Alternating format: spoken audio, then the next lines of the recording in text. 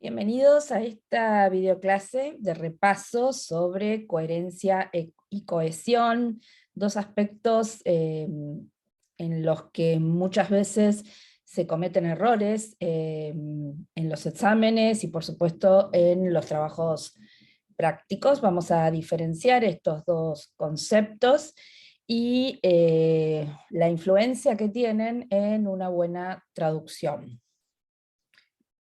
Cuando preguntamos cuál es el principal escollo a la hora de traducir, la respuesta suele ser el vocabulario, la terminología. Que los términos representen un problema cuando no se entienden o no se sabe cómo expresarlos es normal. Pero esto tiene una consecuencia, y es que a menudo nos centramos en ese término problemático y olvidamos que las palabras nunca van sueltas, porque si no, de lo contrario, no habría texto. Los términos siempre están enmarcados en un contexto y están apoyados en otras palabras que ayudan a darles sentidos. Es cuando entonces hablamos de la coherencia y la cohesión. ¿Qué es la coherencia? Un texto es coherente en sí cuando, como lector, soy capaz de encontrarle sentido y distinguir la organización de sus partes, es decir, que consiste en la expresión de esa organización de los elementos del texto a nivel mental, ¿sí? Esa organización que todo texto posee o debería poseer.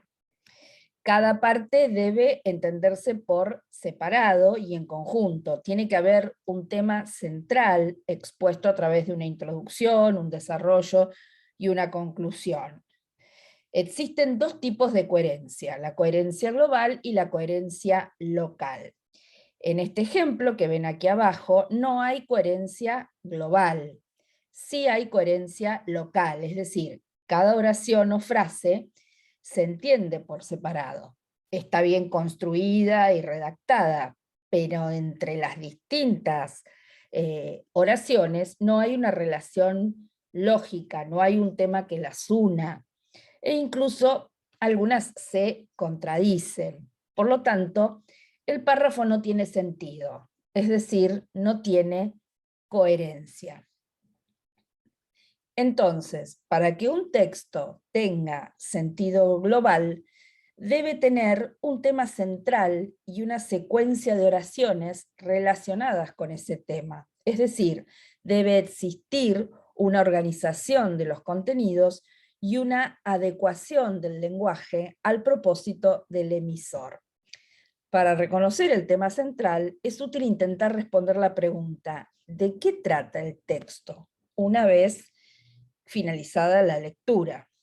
Muchas veces el tema suele estar reflejado en su título. Por lo general el título sintetiza de alguna manera el tema central del texto. ¿Y qué es la coherencia local? Las palabras, frases y oraciones deben poder vincularse de manera lógica. Por lo tanto, la coherencia local está dada por la relación entre cada una de las ideas que componen un texto. Fíjense acá a continuación, este texto tiene coherencia, ¿sí? Todo el párrafo desarrolla la misma idea. Estamos hablando de Pamela, que tiene 15 años, que nació en Catamarca, que se mudó a Córdoba, etc. Pero le falta cohesión, que es el concepto que vamos a ver a continuación. Las oraciones, si bien tienen coherencia, le dan coherencia al párrafo, no están hilvanadas, parece un telegrama.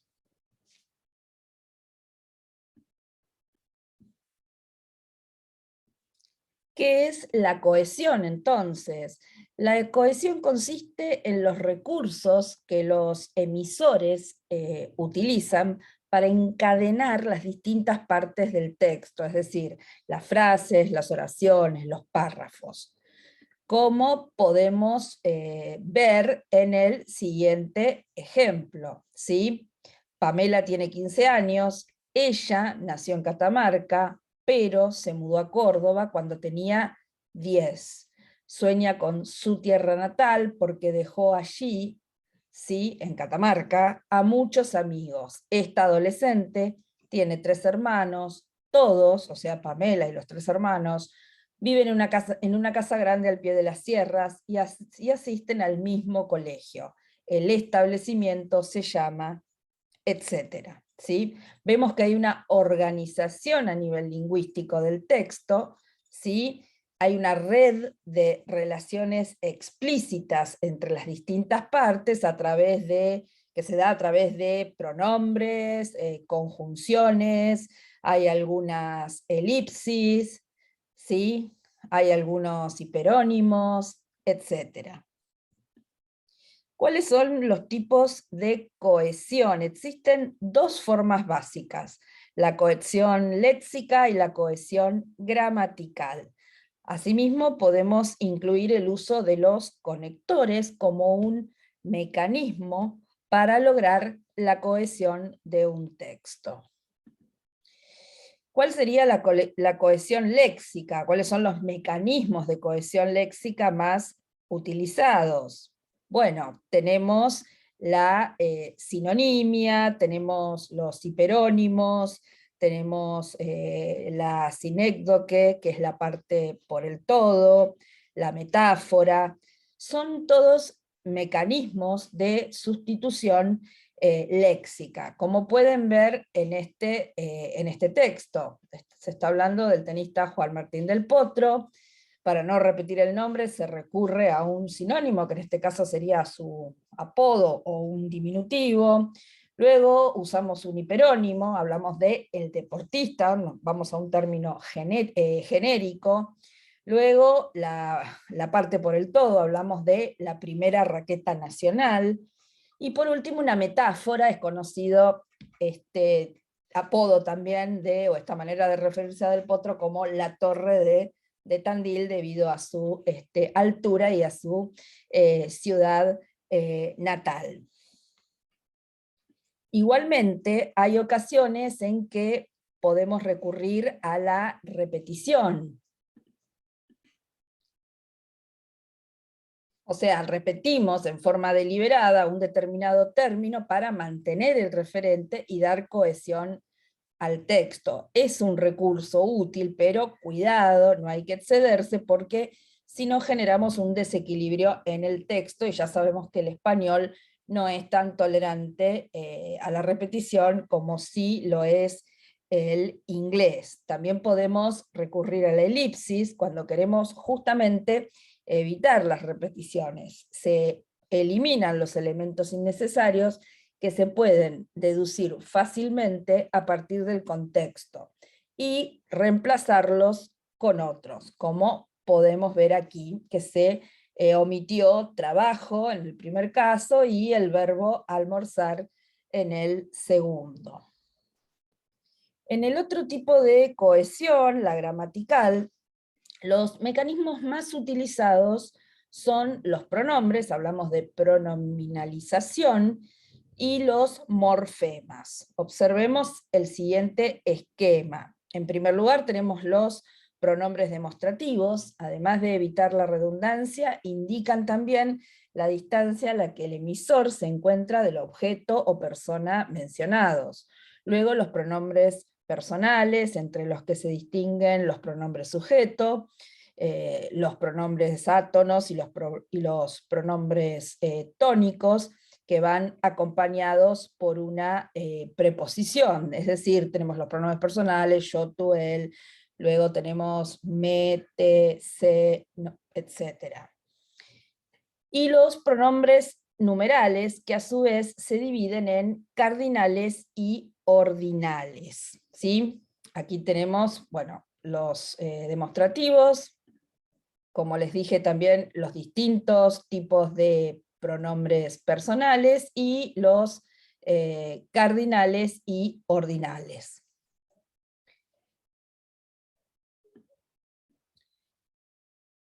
Los morfemas son las unidades mínimas de significado. Sirven para construir palabras y modificar su significado de base. Como mecanismo de cohesión, se usan para lograr la concordancia gramatical, un aspecto sumamente importante al que le debemos prestar mucha atención en nuestras traducciones, ya que a menudo cometemos errores de concordancia, ¿sí? Cuando hablamos de concordancia, podemos decir que hay concordancia de género y de número, es decir, masculino, femenino, singular o plural, o también de persona gramatical. Veamos ahora algunos ejemplos de coherencia gramatical, ¿sí? Félix come manzanas, él las prefiere a las naranjas, pues estas son ácidas, mientras que aquellas suelen ser dulces. ¿Sí? Pueden ver en un mismo color los sustantivos y los pronombres que los reemplazan. En este caso, segundo caso, que es una carta: queridos amigos, los invito a la próxima reunión de la asociación. Esta será el próximo viernes en el departamento de Pablo. En ella, en la reunión, se tratarán los temas que ustedes, los queridos amigos, propusieron. Los espero allá, en el departamento de Pablo. Por último, ¿para qué sirven los conectores? Los conectores nos sirven para establecer relaciones entre las distintas ideas. Estas relaciones pueden ser muy diversas, pueden ir desde la simple enumeración hasta las relaciones de causa y consecuencia, pueden ser adversativas, concesivas, etc. Este mecanismo se diferencia de los mecanismos léxicos y los gramaticales de cohesión, en que estos dos últimos tipos no suponen una relación explícita entre las ideas. En cambio, los conectores sí. Aquí pueden ver una lista, ¿sí? Bastante completa, pero por supuesto podemos encontrar varios más. Tenemos conectores de adición, adversativos, de oposición, causales, de efecto, de condición, de objeción, de finalidad, de secuenciales, de comparación, etc.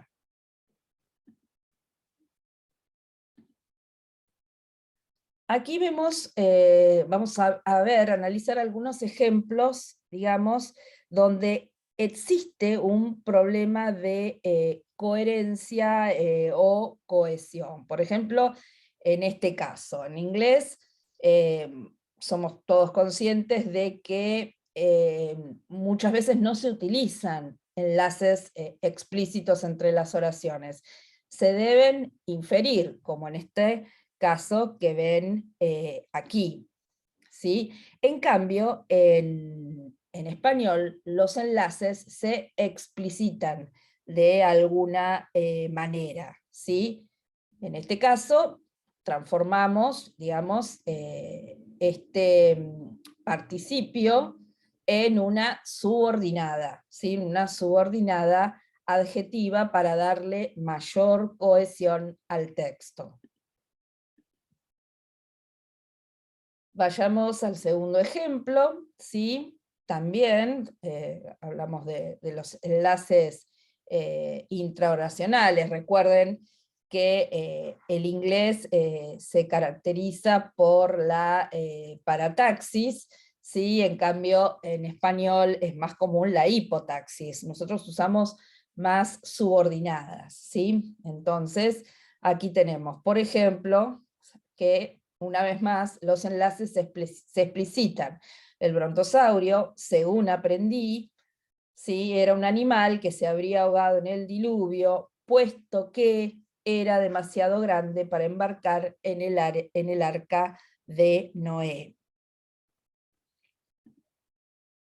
Acá vamos a ver un problema de coherencia y cohesión también.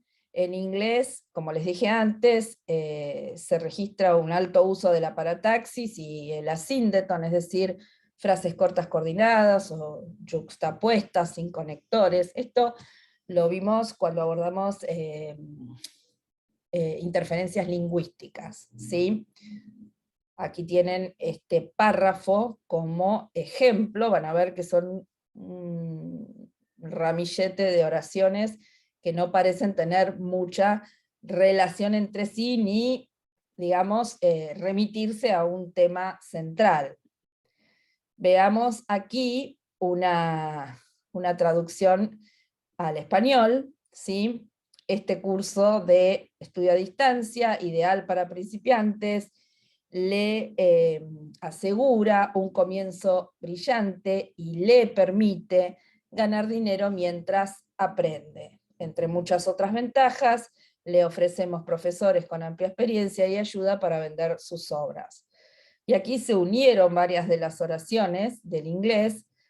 Conozca más detalles de manera gratuita y sin ningún compromiso enviando el siguiente cupón.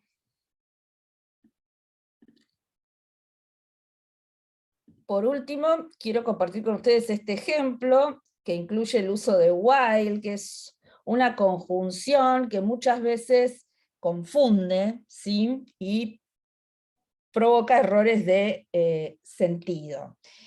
En este texto meta que ven aquí, se han confundido las dos funciones que tiene while, la de conjunción, que significa aunque o si bien, y la de locución conjuntiva, que es mientras que o en cambio, ¿sí? Si ustedes leen el texto meta, no tiene sentido realmente, mientras que la mayor parte de estas personas son de este país, serán expulsados del programa si no muestran la documentación que lo acredite, o sea, hay una falta de coherencia local en este caso, ¿sí? Todo debido a la mala interpretación que se hizo de while. En cambio, si vamos a este ejemplo, si bien la mayor parte de estas personas son de este país, serán expulsados o expulsadas del programa si no muestran la documentación que lo acredite. Bien, para finalizar les dejo este cuadro a modo de resumen. Como empezamos diciendo, los textos poseen una organización tanto a nivel lógico como a nivel lingüístico. Y la organización lógica está dada por la coherencia del texto, en sus dos formas. La global, que se refiere al tema central, y la local, a las relaciones entre las ideas expresadas en ese texto.